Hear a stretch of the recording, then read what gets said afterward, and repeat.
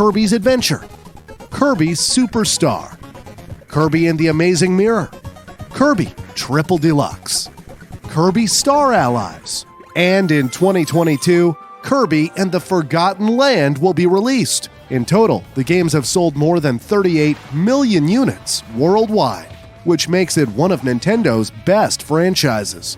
However, what you probably don't know is that there is a real-life Kirby. The character Kirby was named after an American lawyer named John Kirby. It's not as if this lawyer was the one who inspired this game, neither was he a gamer, but the name was chosen to honor his work at Nintendo. Let's go back to the early days of Nintendo in the video game industry. In the late 1970s and early 1980s, Nintendo was doing everything possible to gain international recognition. After some failed attempts, Nintendo released Donkey Kong in 1981, and it was an instant success.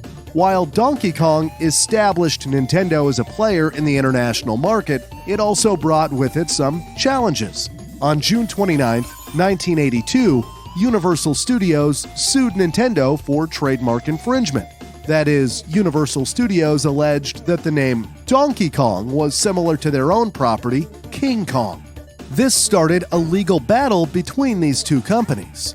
Universal Studios argued that the character used in the video game was similar to King Kong, and that the storyline also involved a giant gorilla and a woman.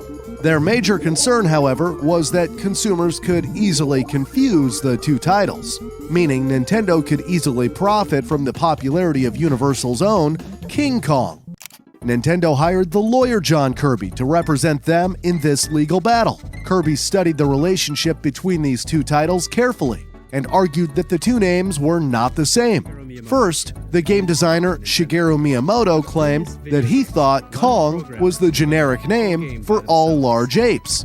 However, this wasn't a strong argument, but the fight was far from over.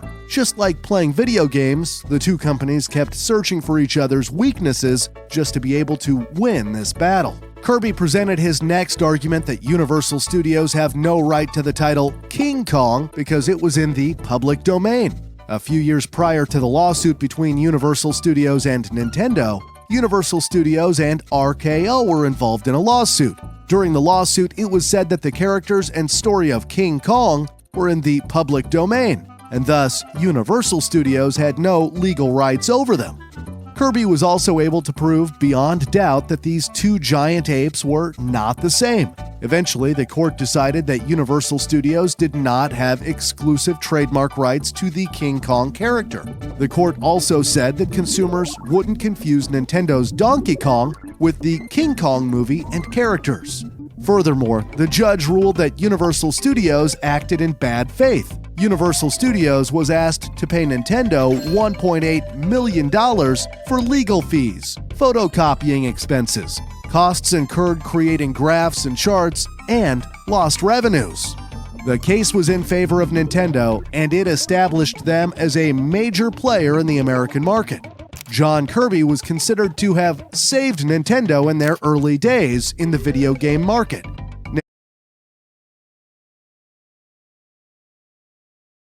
To use the name for sailboats. In 1992, Nintendo also named the character in the Kirby series of video games after him in honor of his services to the company.